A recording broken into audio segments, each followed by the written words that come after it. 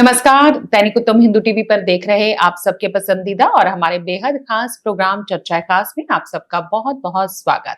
और इस प्रोग्राम में हम चर्चा करते हैं अपने राज्य देश विदेश से जुड़े हुए कुछ अहम राजनीतिक, सामाजिक और धार्मिक मुद्दों की। और खास बातचीत के लिए हमारे साथ मौजूद दैनिक उत्तम हिंदू टीवी के मुख्य संपादक इरविन खन्ना जी। तो सबसे पहले तो प्रोग्राम में सर का बहुत बहुत स्वागत। और आज प्रोग्राम चर्चा खास की शुरुआत इंडिया एआई इम्पैक्ट समिट 2026 के साथ। सर, नई दिल्ली में इंडिया एआई इम्पैक्ट समिट 2026 में दुनिया भर के टेक दिग्गज जुड़े हैं, लेकिन इस समिट के दौरान कांग्रेसियों के प्रदर्शन से राजनीति गर्मा गई है। पर आप इस समिट के अंतर्राष्ट्रीय प्रभावों और इस पर हो रही सियासत के बारे में क्या कहेंगे? देखिए, ये जो एआई समिट 2026 है, ये अपने आप में भारत की दृष्टि से उपलब्धि है, क्योंकि ये अंतर्राष्ट्रीय स्तर पे भारत को एक तकनीक के रूप में, एक विश्वसनीय पार्टनरशिप के रूप में, पार्टनर के रूप में देखा गया। और अभी इसका जो केंद्रीय मंत्री अश्विनी वैष्णव जी का आया कि 88 देशों ने हस्ताक्षर किए हैं, $250,000 की निवेश एआई में करने के जा रहे हैं। और भारत का इसके आने से, ये देखिए, इससे पहले अमेरिका और चीन की डोमिनेशन है इस क्षेत्र में। उसके बाद भारत ने ये इनिशिएटिव लिया और दूसरे देशों ने, और भारत ने इस दृष्टिकोण को दिया कि हम एआई को जन कल्याण के हिसाब से देखें, सभी के विकास के लिए, सभी के सुखाय के लिए, जैसे तो वो दृष्टि भी अंतर्राष्ट्रीय पे एक्सेप्ट की गई। जिसके बाद अगर हम एक भारत को विकसित भारत के रूप में देखना चाहते हैं, तो एआई जो है इस समय, वो हमारे जीवन के हर पहलू को प्रभावित करने जा रही है। एक तो जन साधारण के भी, अगर राष्ट्र के दृष्टि से देखें तो सैन्य, स्वास्थ्य, शिक्षा, उद्योग, तकनीक, हर क्षेत्र में एआई के अपने, यहाँ तक तो कृषि के भी लेके भी, जो न्यायालय के पेंडिंग केसेस हैं उनको लेके भी चल रहा है। मतलब मैं ये कह सकता हूँ एआई के इस्तेमाल हर क्षेत्र, जीवन के हर पहलू को ये प्रभावित करने जा रही है। और इस चीज को देखते हुए अगर भारत इनिशिएटिव ना ले तो इसका मतलब है कि भारत पीछे रह गया। भारत ने इनिशिएटिव लिया और जन कल्याण की दृष्टि से लिया, ये स्वागत होगा और देश और दुनिया में उसको सराहा जा रहा है। और इसके साथ साथ जो चिंता की थोड़ी बात आई, वो है कि पहले समिट से पहले कुछ अव्यवस्था रही, जिसके लिए वैष्णव जी ने खेद प्रकट किया कि जो बाहर से आए थे वो उसके लिए उन्हें। दूसरी एक जो घटना घटी, वो गलोटिया विश्वविद्यालय यूनिवर्सिटी ने जो एक चीनी उत्पाद रोबोट को अपना बना के, या कुछ भी है, वो गलती कहाँ पे हुई? क्योंकि ये जो मॉडल आते हैं या जो प्रदर्शन में, उसको विश्वविद्यालय पहले मान्यता देता है, उनका विभाग देता है, उनका टेस्ट करता है, फिर उसको आगे तभी प्रदर्शनी में आते हैं। तो कहीं ना कहीं चूक हुई, तो उसके साथ देश का थोड़ा अंतर्राष्ट्रीय में प्रश्न चिन्ह भी लगा छवि को कि ये भारतीय। ओवरऑल अगर देखें तो जितने पार्टिसिपेंट आए और जितने इसमें जो सामने क्षेत्र खुला दिखाई दिया, तो ये भारत के लिए एक आवश्यक भी था। दूसरी एक बात देखें कि जो आने वाले दिनों में जो डाटा मोबाइल में या कंप्यूटर में सारा, वो अभी तक हम निर्भर हैं अमेरिका और चीन पे, जो भी हमारा डाटा। अगर हमने आगे विकसित देश बना तो हमें अपना चिप चाहिए, अपना डाटा सिक्योरिटी चाहिए, अपने इंफॉर्मेशन अपने घर है। जब चीन के अपने घर है, अमेरिका पर हमें नहीं पहुंच सकते, तो भारत को भी जो स्थिति आने, तो उसको अपना चिप को अपना सारा बनाना पड़ेगा ना। तो इस लक्ष्य के हिसाब से भारत का जो इनिशिएटिव है वो ठीक है और ठीक दिशा में जा रहे हैं हम। नौकरी है या नहीं है, या कि तकनीक की जो इसका विरोध भी हो रहा है, कुछ कह रहे हैं नौकरियां कम हो जाएंगी नौकरी, पर मेरा ये कहना है कि नौकरी कम से ज्यादा हमारा विकास की तरफ है। जिसके हाथ जब तकनीक आएगी तो उसका गुणवत्ता बढ़ती है। धीरे धीरे देखो, शुरू में हो सकता है कि, पर जब एक तकनीक सामने आ जाए, आज मोबाइल पहले देखें और आज के मोबाइल देखें, हर घर में हर जगह काम करने वाले से लेकर मालिक तक सबके पास मोबाइल है और मोबाइल हिस्सा बन चुका। और जब ये स्थिति है तो एआई इसका भी हिस्सा है। जब उसमें हमारी पकड़ नहीं रहेगी तो इसका मतलब हम किसी दूसरे पे निर्भर हैं। तो उस दृष्टि से भी, और नौकरी के हिसाब से में रोजगार भी पैदा करेगी, ऐसी कोई बात नहीं। शुरू में हो सकता है कुछ क्षेत्र में, अल्टीमेटली रोजगार को बढ़ाएगी, क्योंकि तकनीक के साथ विकास बढ़ता है, विकास का रोजगार भी बढ़ेगा। अब रही जो कांग्रेस, ये मैं समझता हूँ कि ये कांग्रेस ने, जिस नेता ने भी जिस प्रदेश के कोई नेता है या राष्ट्र स्तर का नेता है जिन्होंने बैठ के जो योजना बनाई, वो इतना वो अक्लमंद बेवकूफ जिसको कहते हैं ना, वो मैं कह सकता हूँ इसके पे। क्योंकि देश और दुनिया जब भारत में सराहा जा रहा है, दुनिया भर में भारत इसलिए सराहा जा रहा है, भारत के लोग भी अपने अपने गर्व महसूस करते हैं कि यही समिट हमारा और बड़ा सक्सेसफुल है, और इसका डिस्कशन जो मीडिया में चल रहा है वो सारा, उसके बीच में आप एक सदन रूप से भी आपने कवर करके आगे 10-15 आदमी आए और सारे जो माहौल रंग में भंग डालने वाली स्थिति बनी। आज स्थिति क्या है कि सोशल मीडिया पे गाली पड़ रही है, बिल्कुल कांग्रेस के जो अपने सहयोगी दल थे वो उनको गाली दे रहे हैं कि ये गलत किया है। जब आप देखिए ये जो कोशिश कांग्रेस के जो युवा वर्ग है, जो उनको लगता है कि जैसे नेपाल, बांग्लादेश, श्रीलंका में जैन जी की जो लहर चली थी, शायद हम भी ऐसे कोई बना लें।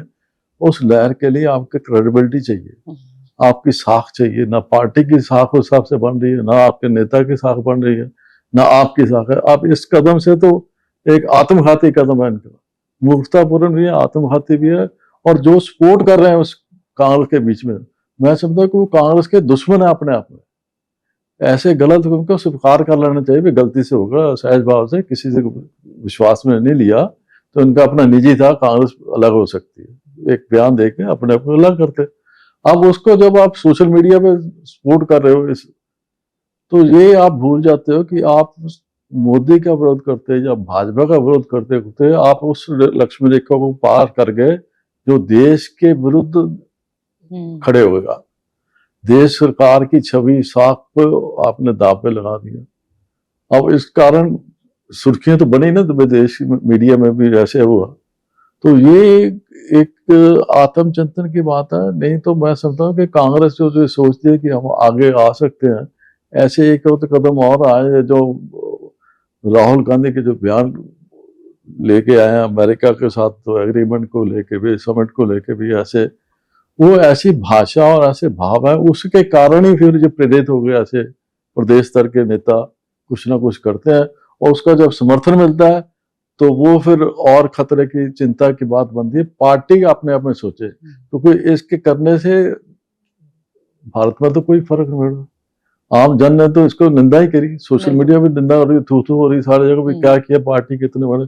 तो ये पार्टी को आत्मचिंतन करने की जरूरत है कि ये ऐसा कदम ना कोई उठाए कि जो सरकार या पार्टी का विरोध करते करते आप देश विरोधी खड़े हो जाए। आपके छवि ये बन जाए कि आप तो सिर्फ विरोध के विरोध करते जाएंगे, कोई अच्छी चीज भी हो रही है देश में तो आप उसका भी विरोध करेंगे, तो इसका मतलब आपकी अपनी छवि साख गिरेगी। आप एक विलेन के रूप में सामने आएंगे कि इनको सवाल नेगेटिव नकारात्मक चीजें देखने के अलावा कोई अच्छी चीज दिखाई नहीं देती। तो वो फिर जब आप जन साधारण के पास जाएंगे तो उसका नुकसान आपको मिलेगा। आपकी साख छवि के हिसाब से मतदाता ने देना ना, अगर मतदाता में आपकी छवि और साख में जोर है तो आप फिर कुछ भी बोलें। और इसे समय परिस्थितियां देखो, जो बोलना करना अगर आपने करना भी है, आपका अधिकार है, आप विरोध करना चाहे तो आप कहीं खुले मैदान में कर लो, रैली कर लो, कुछ करो, आपको मना थोड़ा करते हैं, सरकार ने रोका तो नहीं है। पिछले हफ्ते भी यही चर्चा की थी कि राहुल गांधी के खिलाफ वो मता भी पास करने की सोच रहे, वो जब भी गलत करते हैं बीजेपी के लिए अच्छा हो जाता है। हाँ बिल्कुल, यही बात। बिल्कुल। तो ये अपने आप में एक आत्मघाती कदम है। अगर इनको करना चाहिए था तो उनके समय स्थान ढूंढ के अलग करते, तब समझा जाता है कि उन्होंने विरोध अपना किया। अब तो ये सदन रूप से जाकर आपने देश की छवि को खराब करने की कोशिश की, ये निंदनीय है। और आगे से कांग्रेस को नेतृत्व को समझना चाहिए, ऐसी बातें से बचे आपने। प्रोग्राम में आगे बढ़ेंगे और बात करेंगे फ्रीबीज कल्चर की, और ये बात हम अक्सर सर के साथ करते रहते हैं अपने प्रोग्राम चर्चा खास में। सर, सुप्रीम कोर्ट ने फ्रीबीज कल्चर को लेकर इस बार तो कड़ी टिप्पणी की है। उन्होंने ये बात कही है सुप्रीम कोर्ट ने कि मुफ्त राशन, मुफ्त बिजली देने से लोगों में काम करने की आदत चली जाएगी। और अगर एक बात और जोड़ दें कि अब तो पैसे भी राजनीतिक दल देने लगे, तो सर आप इसको कैसे देखते हैं? देखिए, ये तमिलनाडु के विद्युत निगम ने सरकार के उस फैसले के विरुद्ध याचिका दायर की थी कि मुफ्त बिजली आगे, क्योंकि तमिलनाडु में चुनाव आने वाले हैं। बिल्कुल सर। तो उस हिसाब से उन्होंने किया कि हमारे पे दबाव पड़ेगा, और उसके रिएक्शन में सुप्रीम कोर्ट ने कहा कि आप मुफ्त बिजली पानी सबके लिए दोगे तो फिर आगे विकास कैसे होगा। और इसके बजाय उन्होंने कहा कि इसके बजाय अगर आप एक प्रतिभाशाली मेडिकल छात्र है या और विद्यार्थी आईटी के हैं, उनको पढ़ाएं जो समर्थ नहीं है, उनकी फीस या वो चीज देखें, या रोजगार पैदा करें। जो अब समस्या यह है कि आगे बंगाल में भी, तमिलनाडु में भी, अगर 4 राज्यों में विधानसभा चुनाव आने वाले हैं, और ये इन चुनावों ने पंजाब के समय भी हुआ, हिमाचल के समय भी हुआ, हरियाणा के समय भी हुआ, महाराष्ट्र के समय। पोजीशन ये है कि ये राज्य के विकास रुक जाता है, आप कर्ज बढ़ जाता है। जब कर्ज बढ़ता है तो कोई भी सारे काम फिर रुक जाते हैं, फिर आप दाएं बाएं करके अपना रोजमर्रा का काम चलाना चाहते हैं। जैसे ये बात करें कि महिलाओं को मिलने कैश शुरू हो गया, जो बिहार के चुनाव में इन्होंने तो 10,000 के 11,000 इकट्ठा ही दे दिया। तो ये तो तमिलनाडु में इसी तरह हुआ, महिला को भी 1,000 रुपये, उन्होंने भी 1 करोड़ कितने को करके, 1 करोड़ कितनी महिला तो 5,000 करोड़ का उनको भी एकदम झटका लगा।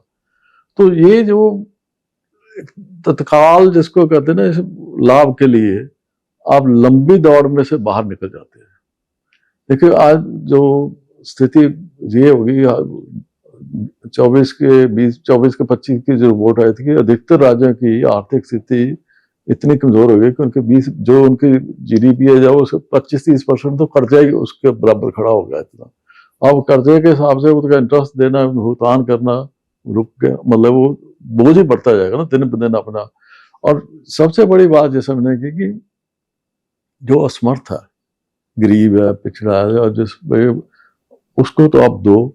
जब आप सभी वर्गों को, चाहे वो अफोर्ड करता है नहीं करता, वो सबको दे रहे हैं, तो वो गड़बड़ है। मैं पंजाब का भी ये कहता हूँ, जो हिमाचल में भी ये स्थिति बनती है कि जो छोटे किसान है उनको बिजली पानी मुफ्त दो, जिसके 2 एकड़ है जो अपने चला रहा है, जिसके 50 एकड़ जमीन है उसको भी बिजली पानी फ्री है। वे जो चीजें हैं ये फिर अपने आप में जो एक करदाता है, जो उसको लगता है कि एक वर्ग कर दे रहा है, दूसरे ऐश कर रहा है। तो चाहिए तो ये देखिए, संविधान ने हमारे कल्याणकारी राज्य की दिया हुआ डिफाइन।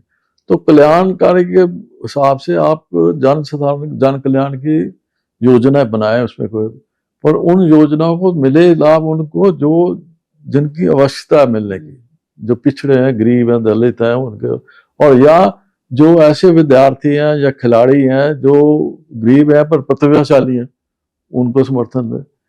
अगर आप ये फ्री बीज की चलता जाएगा तो 5-10 साल में आप ये, मैं इसको ऐसे भी कह सकते हैं कि एक धीमी जहर है।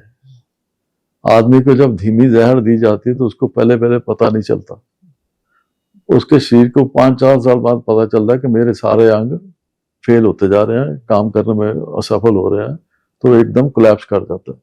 तो ये फ्री बीज जो है ये आर्थिक दृष्टि से हर प्रदेश के एक जहर की तरह है। ये दीमक है, धीरे धीरे चाट रही है, खा रही है, प्रदेश की इकोनॉमी पिछड़ रही है। और जब ये इकोनॉमी गिरती है तो प्रदेश में भी अराजकता बढ़ेगी तो देश में भी बढ़ेगी।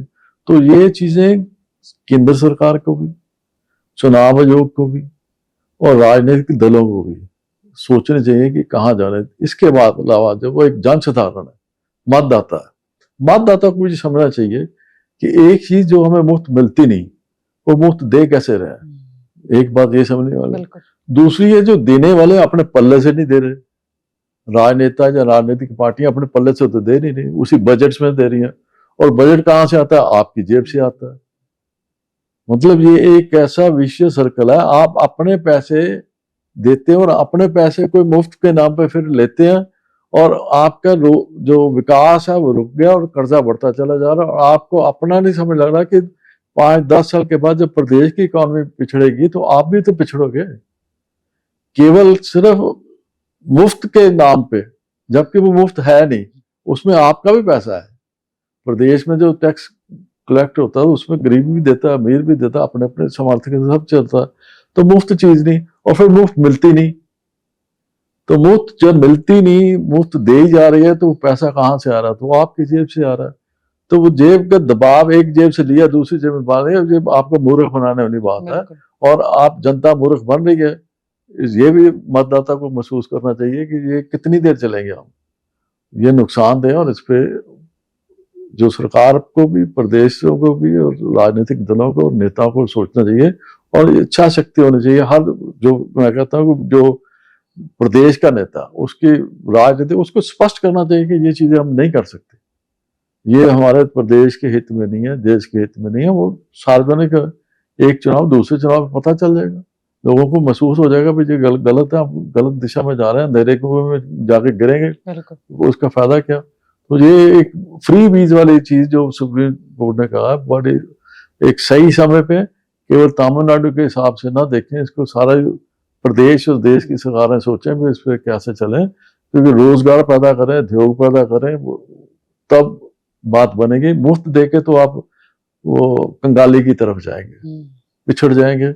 और जो व्यक्ति, जैसे पंजाब में मैं समझता हूँ कि हम इतने, हमारा तो गुरुओं का संदेश ही है कि कर्म करो, तो कर्म, गीता भी ये कहते हैं कर्म करो। जब कर्म से आप विहीन हो गए, आप मुफ्त के खाने शुरू हो गए, तो फिर आपका दिमाग भी बंद होना शुरू हो जाता है, शरीर भी बंद हो, जंग लगना शुरू हो जाता है। तो वो नुकसानदेह प्रदेश और देश के लिए, इसके लिए बड़ी गंभीरतापूर्वक विचार करने की जरूरत है। प्रोग्राम में आगे चर्चा करेंगे हिमाचल प्रदेश की सुक्खू सरकार की। सर, हिमाचल प्रदेश में बाहर से आने वाले पर्यटकों और व्यावसायिक वाहनों के लिए सफर महंगा हो गया है, क्योंकि सुक्खू सरकार ने टोल और एंट्री टैक्स की नई दरें तय कर दी हैं। तो आप इसके बारे में क्या कहेंगे? यही समस्या वही है आर्थिक संतुलन की जी। क्योंकि पीछे सरकारों, केंद्र सरकार ने जो राजस्व घाटे की रकम सब्सिडी के रूप में देते थे, वो उन्होंने इस बजट में मना किया कि आगे से नहीं मिलनी। तो उसके हर प्रदेश के जो मुफ्त फ्रीबीज की तरफ चले थे या वादे किए थे, वो पूरे नहीं हो सकते। कि जब हजारों करोड़ों की मदद ही केंद्र से बंद हो गई, तो या उसके बाद उन्होंने कहा कि 40% आप दोगे तो आपको मिलेगी, 60 हम देंगे, 40 आप दोगे। तो जब आपके पास 40 नहीं तो 60 भी नहीं मिलने, तो परेशानी का कारण तो बन गई। अब ये जो टोल टैक्स है, इसका विरोध बहुत हो गया, आप जनसंस्थान के विपक्षी दल भी कर रहे हैं, और विशेष रूप से जो सीमा में बैठे हैं, पंजाब और हिमाचल की सीमा पे, उधर जम्मू के साथ, कश्मीर के साथ सीमा लगते हैं, जो व्यापार के लिए या रोजगार के लिए या आने जाने के हिसाब से दिनचर्या में, कोई वकील है, कोई प्रोफेशनल है, कोई, उनके लिए भी बढ़ गई। तो वो उनका विरोध बहुत बढ़ गया। आज ये ऐसा खत्म है, और जो लक्ष्य रखा है सुक्खू सरकार का कि 180 या 200 करोड़ रुपया इसके बचत होगी हमें, मैं ये कहता हूँ कि 200 करोड़ की जो बचत से ज्यादा बदनामी ज्यादा हो जाती है। 200 करोड़ से सरकार का कुछ नहीं बनना, बदनामी, क्योंकि रोज जिसने गुजरना उसने कोसना सरकार को, क्योंकि 70 रुपए के बजाय उन्होंने 170 रुपए कार के कर दिए, ट्रकों को कैसे 500 बढ़ गया, 700 तो 900 कर दिया, इस तरह हर के 100 से 300-400 वाहन के हिसाब से बढ़ाए। अब जब दूसरी एक समझने की बात है कि हिमाचल के पास अपना कुछ भी नहीं है, पर्यटन उसकी इंडस्ट्री है, उद्योग, व्यापार, खाने पीने की चीजें सब बाहर से जाती है। जब खाद्य पदार्थ बाहर से जाएगा, एक ट्रक की मान लो एंट्री आज 500 है, उसको आपने 900 कर दी, 400 रुपये ट्रक बढ़ गया, तो जो जब 2-4 चक्कर उसके लगेंगे, तो उसने बोझ अल्टीमेटली दुकानदार पे डालना है, जो उसने बेचनी चीज, उसने कहा टैक्स बढ़ गया, आपने 500 बढ़ाया, उसने 1000 बढ़ा के बताना कि मेरे तो 1000 बढ़ेगा जी। तो जब दुकानदार है, उसने 1000 खरीदा, उसने भी सरकार को कोसना है। जब वो चीज रिटेल में जाएगी, तो वो दुकानदार बोल के पीछे से टैक्स बढ़ गया जी, ये हमारी कीमतें बढ़ गई, महंगाई बढ़ गई, तो वो बोझ बढ़ेगा, तो उसका नुकसान, उसका मैं कहता हूँ 5% बहुत बड़े, राजनीतिक दृष्टि से 50% नुकसान हो जा रहा है। प्रचार जो पंजाबी कहते हैं दंदों और पीछे, ये दांतों में बात शुरू होगी, बातों में शुरू हो जाएगी। सुक्खू सरकार की एक एंटी टैक्स से बढ़ने से सारे को इफेक्ट हो। चाहिए सरकार को ये कि आप एंटी टैक्स को कम करें या ना करें, क्योंकि आज के एक भारत स्वतंत्र देश में, प्रदेशों में एंटी टैक्स ये होता था कि मेंटेनेंस या कुछ आप शुरू में पैसा कहीं ना कहीं रेवेन्यू जनरेट, आप बढ़ गए हैं, तो आप पर्यटन को बढ़ावा दें, प्रदेश में उद्योग व्यापार को बढ़ावा दें कि लोग ज्यादा आए, आपका काम बढ़े, लोगों को स्थानीय रोजगार मिले, तो वो बढ़े। आपने तो और पाबंदी लगा दी कि पर्यटन भी सोच के जाए, भी हमने 2 दफा जाना तो 1 दफा जाए, जो व्यापार करने वाले हैं वो भी नहीं जाएंगे, जो उधर से इधर आएंगे तो उनको भी रोके, वापसी जाने पे ये काम। तो चाहिए ये कि सरकार इसकी वजह बजाय कोई और अल्टरनेटिव ढूंढे, जैसे बड़े होटल हैं, रेस्टोरेंट है, उन पे सेस लगाए मेंटेनेंस का या पर्यावरण के नाम पे वे एंट्री खुली रखे। अगर उन्हें इकोनॉमिकली अपने को शुरू करना तो अपने फ्री बीज पे चेक करें, अपने खर्चे चेक करें, अपने जो पेंशनें वो जो गाड़ियां सारी घूमती हैं उन पे चेक करें, फ्री बीज को चेक करें। और दूसरी है जो रेस्टोरेंट है, जो बड़े 5 स्टार या 3 स्टार होटल है, उन पे सेस लगा दें। या पर्यावरण के दृष्टि से जी हमें प्लास्टिक वो, क्योंकि पर्यटक जाता है तो पहाड़ों पे कोई ना गंदगी तो फैलाता ही है, फलाफा प्लास्टिक फेंका, कोई कुछ फेंका, कुछ उस मेंटेनेंस उस हिसाब से तो आप वहां पे लोकल लगे तो होटल में बिल में आ गया, उसको महसूस भी नहीं होगा कि बिल में सेस लगा जी मेंटेनेंस का। तो जो रोजमर्रा का जो कोर्स ये भी बंद हो जाएगा। ये भी उस तत्काल किसी अधिकारी ने कहा या किसी नेता ने कहा, लाभ से ज्यादा राजनीतिक नुकसान होगा। इसको जितनी जल्दी मैं समझता हूँ वो वापस ले लें या कम कर दें, जो ओरिजिनल पे आ जाए या तो कम ही कर दें, उद्योग और व्यापार पे और पर्यटन पे ज्यादा जोर दें, तो वो एक बड़ी अमाउंट भी आएगी। और ये जो रोजमर्रा की कोसा जाएगा कि अब सीमा जब इधर से आए जब उधर गए तो लोग कहेंगे सरकार ने क्या कर दिया जी, कंगाली पे आ गई। वो जब चर्चा में बात आए तो उसका नुकसान ज्यादा होता है। इस पर उसको पुनर्विचार करना चाहिए मेरे हिसाब से। बिल्कुल सर। आगे बढ़ेंगे और बात करेंगे ज्ञानी रघुबीर सिंह की। सर, ज्ञानी रघुबीर सिंह ने हाल ही में शीर्ष अध्यक्ष सुखबीर बादल पर गंभीर आरोप लगाए हैं। अब इन आरोपों से राजनीतिक और धार्मिक गलियारों में हलचल तेज हो गई है। तो आप इस घटनाक्रम को किस तरह से देखते हैं? देखिए, ज्ञानी रघुबीर सिंह जी ने तो कहा कि ऐसी किसी की जमीनें बिल्कुल सर, बादल परिवार या ऊपर के जो पदाधिकारी हैं वो बेचते हैं, सस्ती में लेके आगे आते हैं। इससे पहले जो जत्थेदार हरप्रीत सिंह थी वो उन्होंने भी इसी तरह, और उन्होंने तो सुखबीर बादल को सजाएं भी सुनाई थी साथ धार्मिक। और उसके बाद जब उनको हटाया गया तो वो अब बागी दल के प्रधान बन गए। अब समस्या ये है कि 2017 से लेकर अब 22 तक 2 चुनाव, आगे 27 का चुनाव आ रहा है, निशाना तो चुनाव का है। और वो निशाना चुनाव को रखते हुए उसको केंद्र बिंदु बन गए सुखबीर बादल, अकाली दल बादल को। अकाली दल बादल के एसजीपीसी पे पकड़ है। और वो एसजीपी के प्रधान धामे जी ने नोटिस दिया है रघुवीर जी को 72 घंटे के में अपने क्लैरिफिकेशन दो, तथ्य दो, नहीं तो आपके कार्रवाई। अब स्थिति ये बन गई है कि आप आरोप लगा देते हैं, जैसे वो राहुल गांधी आरोप लगा देते हैं, सबूत कोई नहीं, फैक्ट्स कोई नहीं, पर वो चर्चा का कारण बन जाते हैं। कोई एक आदमी जिम्मेवार आदमी है तो वो चर्चा का कारण। इसी तरह रघुवीर सिंह के लगाए जत्थेदार के, या हरप्रीत सिंह जत्थेदार के लगाए, या कोई और जो अकाली दल बादल का विरोध दिए, चाहे बाकी नेता है, वो आरोप तो लगाते हैं लेकिन उनके पास कोई फैक्ट्स नहीं है जो प्रूव कर सके भाई हाँ ये फैक्ट्स लेके आए हैं, ये जमीन मिली थी, ये इन्होंने आगे कर दी, वो कुछ नहीं है। सिर्फ आरोप लगा रहे हैं और चर्चा। और इस स्थाई के चुनाव जैसे जैसे नजदीक आएंगे ये और बढ़ेंगे। और उसकी कारण ये है, मैं समझता हूँ कि अकाली दल बादल ने ये रैलियों का शुरू किया 17 अप्रैल तक या मार्च, रैली 1 महीना की रैली है, 40 रैली उन्होंने की है। उनकी जो रैलियां वो शुरू हुई है उसमें जो लोगों की भागीदारी बढ़ती है, जिस तरह के अकाली वर्कर उनको स्वीकार कर रहा है, वो चिंता का कारण बन गया बागी ग्रुप के लिए भी। और जो जत्थेदार हैं जिनको निकाले गए उनके चिंता हुआ भाई अगर ये फेस ताई में सुखबीर बादल उभर कर आते हैं, क्योंकि जो संकेत मिले हैं अकाली दलों में जितने भी हैं उनमें सुखबीर बादल उभर कर आ रहे हैं, तो ये एक उनके लिए चिंता का। इससे हमें एक और बात और सोचनी पड़ेगी चाहिए कि जब तक ये लोग जत्थेदार अपने अपने पदों पर बैठे थे तो चुप थे। ये सबसे बड़ी बात है जो सिख समाज को भी पूछनी चाहिए कि जितनी देर ये लोग अपने पद पर बैठे तब शांत है, सुखबीर अच्छा है, अकाली दल भी अच्छा है। जब उनको लगता है कि हमने निकाला जा रहा है या एक्सटेंशन नहीं हो रही या सस्पेंड कर दिया जाएगा तो वो बोलना शुरू कर देते हैं। तो उनकी भी साख गई। इतने बड़े पदों पर, सामान्य पदों पर बैठ के बाद जब वो इस तरह का अपना व्यवहार दिखाते हैं तो गड़बड़ वाली बात बनती है। तीसरी बात ये सोचना है कि ये पंजाब में देखो, श्रोमणी अकाली दल से पहले कमेटी बनी, श्रोमणी गुरुद्वारा प्रबंधक कमेटी, उसकी अपने एक भूमिका रही है। 100 साल का इतिहास है अकाली दल का भी, इकट्ठे चले थे जरा। तो इस समय वो अपने अकाली दल और कमेटी दोनों भंवर में, राजनीतिक भंवर जिसको कहते हैं, फंसे हुए हैं। पंजाब को दिशा देने में या पंजाब का जो भविष्य सुधारने में, या अतीत में भी और आज भी और आगे भी, ये दोनों की एक महत्वपूर्ण भूमिका रही है, होनी चाहिए, रहेगी। पर रहेगी तभी जब ये खुद खड़ा, इनकी जब खुद नहीं खड़े तो फिर इनका आगे क्या भविष्य बनेगा।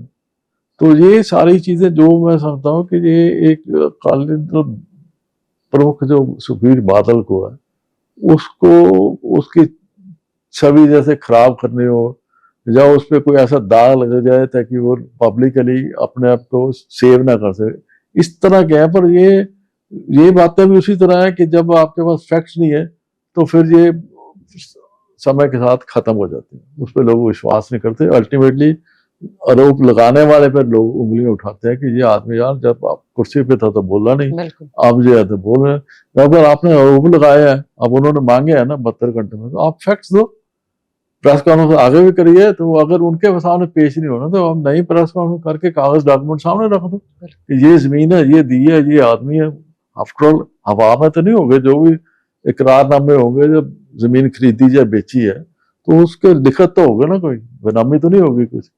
तो ये चीजें जो लगाने वाले हैं उनको भी समझना चाहिए। और इसकी नुकसान देखिए, इसको जो पीछे जो लोग संकेत मिल रहा है, बागी धारा जो है, वो वरिष्ठ आदमी, उनकी भी जो अकाली दल है उनकी भी अपनी छवि अच्छी नेताओं की, उनमें संघर्ष करके आगे आए हुए हैं। मतलब वो इस तरह नहीं है कि किसी के बिठाए हुए हैं, लोगों के चुने हुए लोग आए हैं। और समय के साथ हार जीत जो चुनाव में चलता है, पर उनकी अपनी एक भूमिका भी रही है। उनको भी समझना चाहिए कि इस समय की मांग इस समय ये है कि अकाली दल पुनर्गठित करे, जिससे भी आपस में करें। और ये जो एक दूसरे पे आरोप प्रत्यारोप का सिलसिला, ये पंजाब हित में भी नहीं है, अकाली राजनीति के हित में भी नहीं है। तो जिसको जितनी जल्दी इस पे कंट्रोल करेंगे, अपने आप में नियंत्रण रख के, जो बेसिक मुद्दे हैं सिर्फ उन पे आए, पंजाब के विकास की बात करें। जब व्यक्तिगत आप आरोप लगाते हैं उसमें आम आदमी आज कंसर्न नहीं है, वो पंजाब के विकास की बात सुनने को तैयार है। आप बोले उसने ये कर लिया, वो कर लिया, फैक्ट्स आप दे नहीं, तो आपकी अपनी छवि खराब हो गई। मुद्दा तो पंजाब का है। पंजाब की अकाली राजनीति में सुखबीर बादल दोबारा 10 साल बाद समझो 17 के निकले, अब 27 में अगर उनको लगता है कि अगर इस तरह में नहीं आता तो नुकसान दोनों धड़ों का होगा। अगर ये भी नहीं आते, वो भी नहीं आते, तो फिर आगे 10 साल के और निकल जाएंगे, क्या स्थिति बनेगी। इस चीज को भी ध्यान में रखते हुए बयानबाजी को नकारात्मक ना करें। अंदर बैठ के जो मतभेद है, जो पब्लिक की चीज है वो पब्लिक के सामने है। जो पदाधिकारियों की चीज है कि मुझे प्रधानगी चाहिए, मुझे ये चाहिए, अंदर बैठ के पार्टी की बात है, संगठन में बैठ के करें तो वो बेहतर रहेगी। क्योंकि वो इनके किरदार के लिए भी, साख के लिए भी और पंजाब के लिए भी, मैं इस सबसे इस राजनीति को भी, पंजाब में आप सिख राजनीति के बिना नहीं चल सकते। सिख राजनीति का केंद्र बिंदु ऐसी भी है, और वो फिर अकाली दल और सारे जितने उसी के साथ चलेंगे। तो उसका अपना ही साख और छवि ना खराब करें, उसको बना कर रखें। 100 साल किया, जब आप ऐसे करेंगे तो अगली जनरेशन जो आएगी वो फिर आपके प्रश्न चिन्ह लगाएगी, आपने हमें इतनी हमारी अमीर विरासत थी तो आपने आगे हमें क्या दे दिया, कहाँ पे लाके खड़ा कर दिया। तो आप चौराहे पे ना खड़ा करो, अपने घर के अंदर बैठ के सारे निबेड़ो, यही मैं कह सकता हूँ। तो ये था हमारा आज का प्रोग्राम चर्चा खास। अगले हफ्ते और नए मुद्दों के साथ होगी आपसे मुलाकात। तब तक के लिए मुझे रचना को और सर को दे दीजिए इजाजत। नमस्कार। नमस्कार।